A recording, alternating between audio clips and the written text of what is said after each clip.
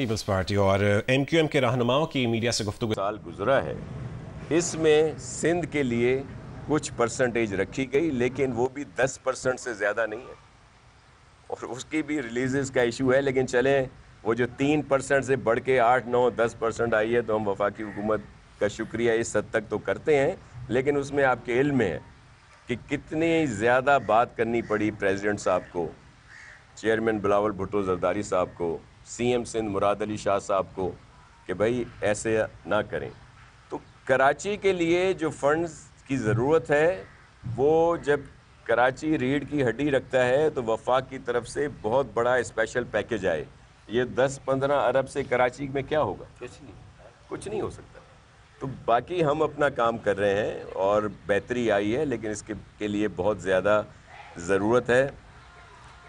فاروق بھائی نے کوئی شعر بھی پڑھے، اب میں ان کا مقابلہ تو نہیں کر سکتا، نہ الفاظ میں نہ شاعری میں، لیکن یہ ہے کہ کر رہے ہیں اور زیادہ وفاق کے ساتھ حکومتوں میں ضرور رہی ہیں ایم کیو ایم، اور ہم کہ یہی رہا ہے کہ وہاں بھی یہ بات ضرور کی جانی چاہیے. کراچی کا کیس جو ہے وہ ہم سب کا کیس ہے اور ہم سب نے، اور انہوں نے اٹھایا بھی ہے. تو یہ ایک اچھا تاثر جائے گا اگر وہاں سے ہمیں زیادہ فنڈز ملیں گے اور یہیں پہ ہی خرچ ہوں گے. ایک منٹ دیکھیں، نہیں ایک منٹ، یہ جو سوال آپ نے پوچھا نا کہ کب بیٹھیں گے ان ایشوز پر جن کا آپ نے آج میٹنگ میں بھی احاطہ کیا، بات چیت کی ہے، لیکن آگے کیسے بڑھیں گے؟ تو بھائی میری طرف سے اور میری جماعت کی طرف سے تو آفر یہ ہے کہ عوام کو ریلیف دینے کا کوئی بھی منصوبہ، کوئی بھی پلان، کوئی بھی حکمت عملی اس کے لیے ہم کل سے تیار ہیں. چاہے کلفٹن پہ 3 تلوار پہ 2 تلوار پہ ہمیں سڑک پہ بیٹھنا ہو، لیاقت آباد 10 نمبر پہ بیٹھنا ہو، میری طرف سے بلینک چیک ہے جو ہم پاکستان پیپلز پارٹی کو دیتے ہیں لوگوں کے لیے. کراچی کے پانی کے لیے، کراچی کے صفائی جو ایک بہت بڑا مسئلہ بن گئی ہے، نکاسی ہے آپ کے لیے، ان سارے کے لیے ڈمپر کنٹینر والے ایشو، یہ سارے ایشوز جو بنیادی طور پر کراچی کے ہیں، کیونکہ ظاہر ہے کہ سندھ کا بھی بڑا انحصار جو ہے کراچی پر ہے اور پاکستان کا تو پورا انحصار کراچی پر ہے ہی ہے. تو یہ ہم تو تیار ہیں کل سے اگر بیٹھنا ہے.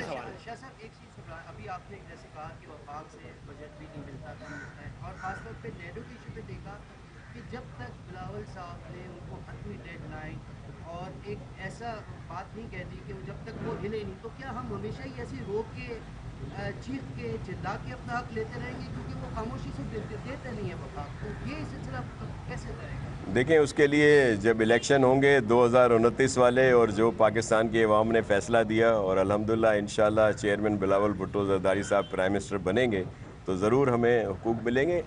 آپ نے نہروں کی بات کی، آپ نے دیگر پروجیکٹ کی بات کی. دیکھیں، ابھی نہریں جو ہیں ان پر کینالز پہ جو ذی شعور ہے اس نے ان کینالز کی مخالفت کی ہے. ہم سندھ میں تو سب ایک پیج پہ ہیں، مختلف پولیٹیکل پارٹیز ہیں، وہ ہمارے خلاف بھی سب کچھ کہہ رہی ہیں، سول سوسائٹی کے لوگ ہیں، وکلا برادری ہے، دیگر بہت سارے لوگ ہیں، اور وہ ہر بات کر رہے ہیں. لیکن اس پیج پہ ہم سب ساتھ ہیں، نہ صرف سندھ کے لوگ بلکہ آپ کے پاس ریکارڈ پہ موجود ہے کہ پنجاب سے بھی آواز آئی، بلوچستان سے، کے پی سے بھی، کہ جو کینال باعث انتشار ہے اس کو نہیں بننا چاہیے. اور میں ان سب کا شکریہ ادا کرتا ہوں، پورے ملک کے ان ذی شعور لوگوں کا، کہ وہ جو سمجھتے ہیں کہ یہ کینال نہیں بننے چاہیے، اور ہم سب لوگ تو ایک پیج پہ ہیں. ابھی بہت سارے ایشوز اس وقت بھی موجود ہیں. ہم نے جیسے چیئرمین صاحب کی ملاقات ہوئی پرائم منسٹر صاحب سے، اور سی ایم صاحب بھی تھے، جس میں یہ طے ہو گیا کہ جی 2 تاریخ کو جو سی سی آئی کی میٹنگ ہے، اور اس میں جو ایک طریقہ کار ہے، اس کے بعد اس کو مکمل طور پر ختم کر دیا جائے گا. نائب وزیر اعظم اور وزیر خارجہ اسحاق ڈار نے چینی وزیر خارجہ وانگ یی سے ٹیلی فون پر رابطہ کیا ہے. ترجمان دفتر خارجہ کے مطابق اسحاق ڈار نے چینی وزیر خارجہ کو خطے کی موجودہ صورتحال سے آگاہ کیا.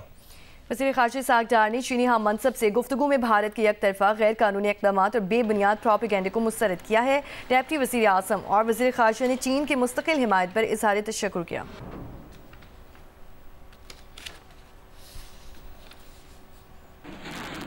وزیر دفاع خواجہ آصف نے کہا ہے کہ بھارت نے پاکستان کی غیر جانبدارانہ پیشکش کا کوئی تاحال جواب نہیں دیا۔ جیو نیوز سے گفتگو میں خواجہ آصف نے کہا کہ پاکستان نے پوری دنیا سے بین الاقوامی کمیشن بنانے کی اپیل کی ہے۔ جو ہے ہندوستان کی طرف سے کوئی رسپانس نہیں آیا۔ ہم نے تو ساری دنیا کو اپیل کی ہے کہ اس کی کو بین الاقوامی کمیشن بنا کے اس کی جو ہے وہ انویسٹیگیشن کر لی جائے، اور بالکل ہم اس کے لیے تیار ہیں کہ جو سچ اور جھوٹ جو ہے وہ سب کے سامنے آ جائے۔ میں سمجھتا ہوں کہ پاکستان خود ایک وکٹم ہے کہ کسی اور سرزمین سے ہمارے خلاف جو ہے دہشت گردی ہو رہی ہے۔ ہم بالکل کنڈیم کرتے ہیں دہشت گردی کو، وہ کسی بھی فارم میں ہو۔ وہ رخ موڑ سکتا ہے، کہاں لے جائے گا پانی رخ موڑ کے؟ تو وہ تو کل جو خبریں جو ہیں، کل جو ٹیلی ویژن پہ خبریں چل رہی تھیں کہ انہوں نے اتنا پانی چھوڑا ہے جہلم دریا کے اندر کہ 10 فٹ پانی کی جو سطح جو ہے وہ رائز کر گئی ہے۔ پیپلز پارٹی سینیٹر شہری رحمان نے کہا ہے کہ پاکستان نے پہلگام واقعے کی غیر جانبدارانہ تحقیقات کی پیشکش کر کے اچھا قدم اٹھایا ہے۔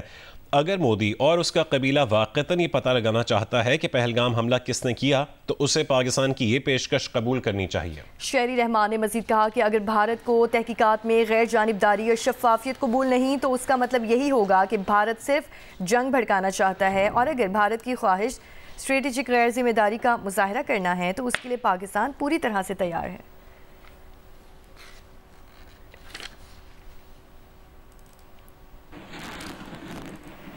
وزیر مملکت برائے داخلہ طلال چودھری نے کہا ہے کہ پاکستانی میڈیا اور سوشل میڈیا نے بھارت سے پہلا راؤنڈ جیت لیا ہے۔ اسلام آباد میں گفتگو کرتے ہوئے طلال چودھری نے کہا کہ وہ حقائق سامنے لانے پر پاکستانی میڈیا اور سوشل میڈیا کو مبارکباد پیش کرتے ہیں۔ حقائق سامنے لانے پر جو پاکستان کے میڈیا نے اس وقت نہ صرف انڈین میڈیا کو بیک فٹ پہ ڈالا ہے بلکہ جو سوشل میڈیا ہے اس پہ بھارت کے اندر بھی مودی اور اس فالس فلیگ آپریشن پر شدید تنقید ہو رہی ہے۔ میں پاکستان کے میڈیا کو خصوصاً سوشل میڈیا اور الیکٹرانک میڈیا کو مبارکباد پیش کرتا ہوں کہ انہوں نے جس زبردست پہلے راؤنڈ میں پاکستان نے اور پاکستان کے میڈیا نے بھارتی میڈیا اور بھارتی سوشل میڈیا کا جھوٹا پراپیگنڈا کو شکست دی ہے۔ ٹی وی کی حد تک، جلسوں کی حد تک، نعروں کی حد تک مودی ہو یا ان کا میڈیا ہو جتنی مرضی بڑھ کے مارے، لیکن حقیقت میں ان کے بڑے بھی جانتے ہیں، یہ سوچ بھی نہیں سکتے کہ وہ تمام پلان جو یہ ٹی ویوں پر اور بیانات میں بتا کر تھکتے نہیں کہ ہم یہ کر دیں گے، وہاں پہنچ جائیں گے، وہاں حملہ کر دیں گے، انہیں پتا ان کے بڑوں کو کہ یہ کبھی خواب میں بھی ایسا نہیں سوچ سکتے، اور اگر غلطی کرے گا تو اس کا رسپانس میں پاکستان کا جواب جو ہے وہ ایک تاریخ لکھ دے گا۔ دریائے سندھ سے نہریں نکالنے کے منصوبے کے خلاف ببرلو بائی پاس پر وکلاء کا دھرنا 10ویں روز بھی جاری ہے۔ مزید تفصیل بتائیں گے جیو نیوز کے نمائندے یاسر فاروقی۔ جی بالکل، قومی شاہراہ ببرلو بائی پاس پہ وکلاء برادری کا دھرنا آج 10ویں روز بھی جاری ہے۔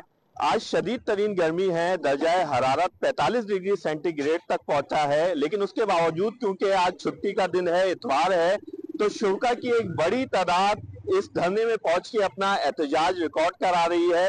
گزشتہ 10 روز سے سندھ اور پنجاب کے درمیان گوڈز ٹرانسپورٹ جو ہے مکمل طور پہ معطل ہے۔ ڈرائیورز کو شدید پریشانی کا سامنا کرنا پڑا ہے، جن کا کہنا ہے کہ ان کی گاڑیوں کے ٹائر خراب ہو چکے ہیں 10 روز سے کھڑے اور گاڑیوں میں جو سامان ہے وہ بھی کافی حد تک خراب ہو چکا ہے، کیونکہ آج مختلف سندھ کے علاقوں میں پولیس کی جانب سے وکلاء کے دھرنے میں کارروائیاں کی گئی ہیں، تو قیاس آرائیاں یہاں بھی یہی جاری ہیں کہ کسی بھی وقت پولیس یہاں بھی کوئی آپریشن کر سکتی ہے، لیکن اب تک یہاں پہ کوئی ایسی صورتحال نظر نہیں آ رہی ہے۔